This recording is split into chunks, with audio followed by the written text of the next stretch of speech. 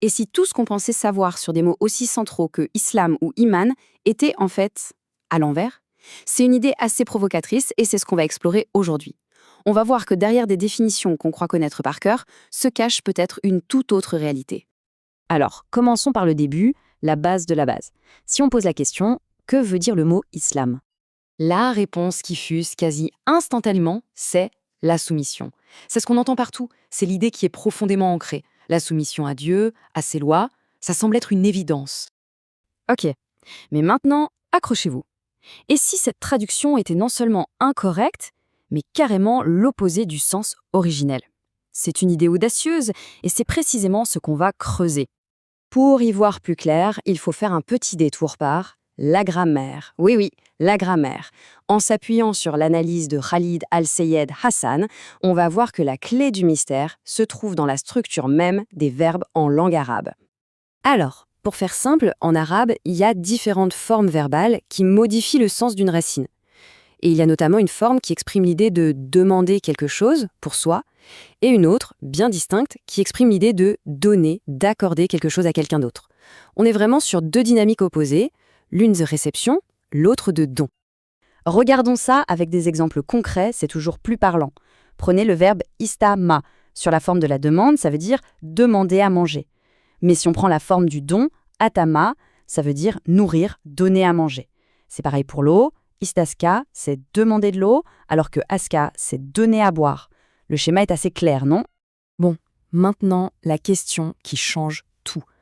Que se passe-t-il quand on applique cette même grille de lecture aux verbes qui sont au cœur de notre sujet? Et voilà, le verbe istaslama, qui est sur le modèle de la demande, signifie chercher la paix pour soi, ce qu'on traduit par soumission. Mais le verbe aslama, qui est sur le modèle du don, signifierait donc accorder la paix aux autres. Et c'est de cette deuxième forme, celle du don, que vient le mot islam, pas de la première. D'accord, c'est une théorie grammaticale intéressante, mais est-ce que ça colle avec le texte du Coran lui-même? Pour le savoir, allons voir comment la soumission y est réellement décrite. La question est simple. Est-ce que le Coran présente cet état de soumission comme quelque chose de positif, une vertu à attendre pour les justes? Alors le terme mustasimun, qui signifie ceux qui sont en soumission, apparaît bien dans le texte. Et c'est le contexte qui est frappant. Il est utilisé pour décrire une scène du jour du jugement. Mais alors, de qui parle-t-on exactement? Qui sont ces personnes décrites comme étant en soumission à ce moment crucial? Et c'est là que ça devient fascinant.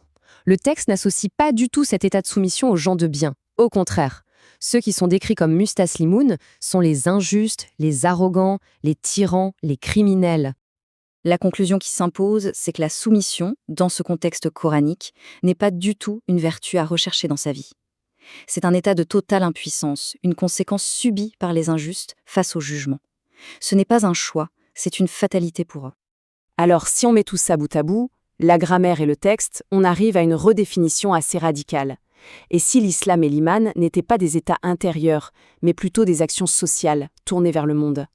Dans cette nouvelle perspective, l'islam ne serait plus la soumission personnelle. Ce serait un système social actif, une action concrète, l'acte d'établir, d'accorder la paix aux autres. Et de la même manière pour l'iman, ce ne serait plus une simple conviction intime. Iman, ce serait l'action d'accorder la sécurité, l'aman, à la communauté.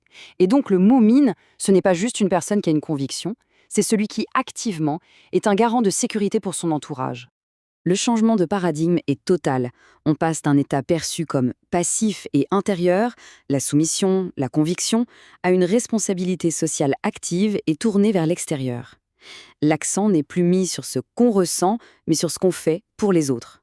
Et les implications sont immenses en fait. La démarche spirituelle ne serait plus seulement une affaire personnelle, confinée à la sphère privée. Elle devient un véritable appel à l'action, à la construction d'une société plus juste, plus pacifique et plus sûre pour tous. D'où cette phrase assez percutante qui ressort de l'analyse. On a l'islam sans la paix et l'iman sans la sécurité. C'est une critique assez dure de la déconnexion qui peut exister entre le sens profond des mots et la réalité vécue. Et on va se quitter sur cette pensée. Si on suit cette logique, si ces mots sont des verbes d'action, alors la question la plus importante n'est peut-être plus qui suis-je, mais plutôt que fais-je? Si le rôle est d'être un artisan de paix et un garant de sécurité, de quoi le monde a-t-il le plus besoin de notre part aujourd'hui? Voilà qui donne à réfléchir.